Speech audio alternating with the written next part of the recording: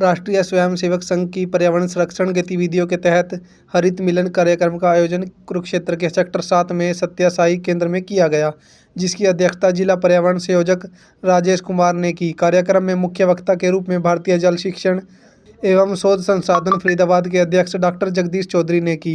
जिला कुरुक्षेत्र पर्यावरण संयोजक राजेश कुमार ने बताया कि पर्यावरण संरक्षण गतिविधियों के तहत हरित मिलन कार्यक्रम आयोजित किया गया, जिसमें करीब 100 से ज़्यादा पर्यावरण प्रेमियों ने भाग लिया और पर्यावरण संरक्षण को लेकर कार्य कर रहे लोगों को सम्मानित भी किया गया।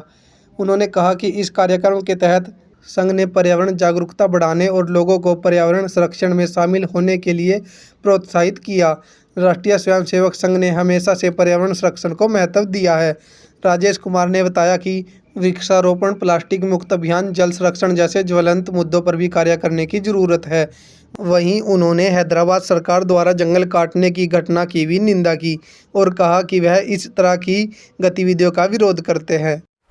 सर, जो पर्यावरण को बचाने के लिए कार्यक्रम किया जा रहा है, पानी बचाओ, पेड़ बचाओ, प्लास्टिक रहित समाज, तो उसके क्या लेकर क्या कहेंगे आप?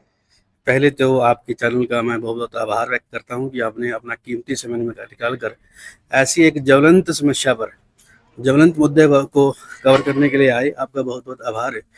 मैं राजेश कुमार, जिला पर्यावरण संयोजक, हमारी एक संगठन की आरएसएस की गतिविधि है जिसका नाम है पर्यावरण संरक्षण गतिविधि, उसका जिला संयोजक हूँ। और आज हमारी जो बैठक है ये हरित मिलन कार्यक्रम इस रूप में हमारी हुई है। जिले से लगभग 100 पर्यावरण प्रेमी आज की बैठक में आए हुए हैं और इस बैठक का जो मुख्य उद्देश्य है वो है पेड़ लगाओ, पानी बचाओ और प्लास्टिक हटाओ। आज की बैठक में हमारे जो मुख्य वक्ता है वो डॉक्टर जगदीश चौधरी जी हैं और हमने इस बैठक में जो भी कुरुक्षेत्र जिला की संस्थाएं हैं जो पर्यावरण के लिए काम कर रही है उनको भी सम्मानित करना है और जो भी प्रकृति के लिए काम कर रहे हैं, जो प्रकृति प्रेमी हैं, उन सबको आज हम इस मंच के द्वारा सम्मानित करेंगे और लोगों से आह्वान करेंगे कि वो पानी बचाएं, ज़्यादा से ज़्यादा पेड़ लगाएं और सिंगल यूज प्लास्टिक का प्रयोग न करें। सर, अभी हम देखते हैं कि बारिश होती है तो बाढ़ आ जाती है, लेकिन बारिश नहीं होती तो पानी की कमी हो जाती है। इस तरह से ये समस्या आ रही है, तो क्या करना चाहिए लोगों को? देखिए, ये जो आज की जो बैठक है वो जल आयाम के ऊपर ही है। उसके बारे में हमारे वक्ता हैं जो पूरे प्रांत का काम देखते हैं। इन्हीं नुस्खों के बारे में बताने आए हैं कि आपने जल संरक्षण कैसे करना है, कैसे बचाना है। अगर आप नहीं बचाएंगे तो आने वाले समय में क्या क्या समस्याएं हो सकती है। और वो आज हमारे बीच में हमारे जिले के कुछ शिक्षक साथी भी आए हैं जो अपनी बात बच्चों तक पहुंचाएंगे।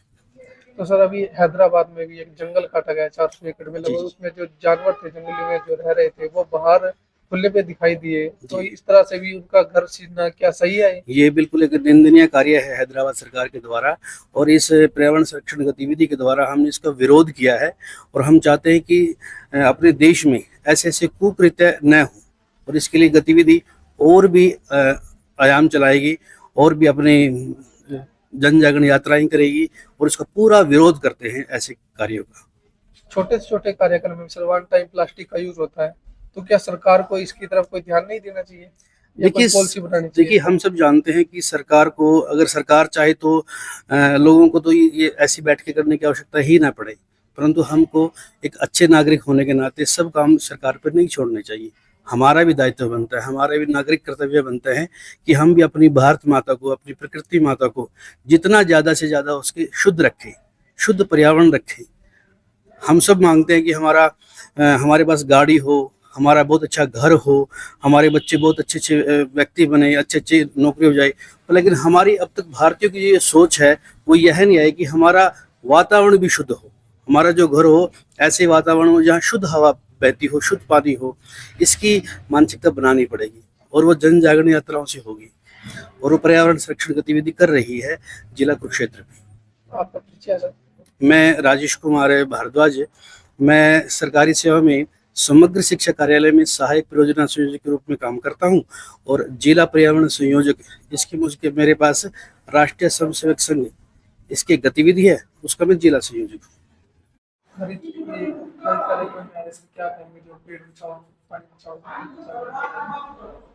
देखिए, आज 2025 में पूरी दुनिया जिस कष्ट से आहत है उसको हम लोग ग्लोबल वार्मिंग का नाम देते हैं या पर्यावरण का क्षरण का नाम देते हैं।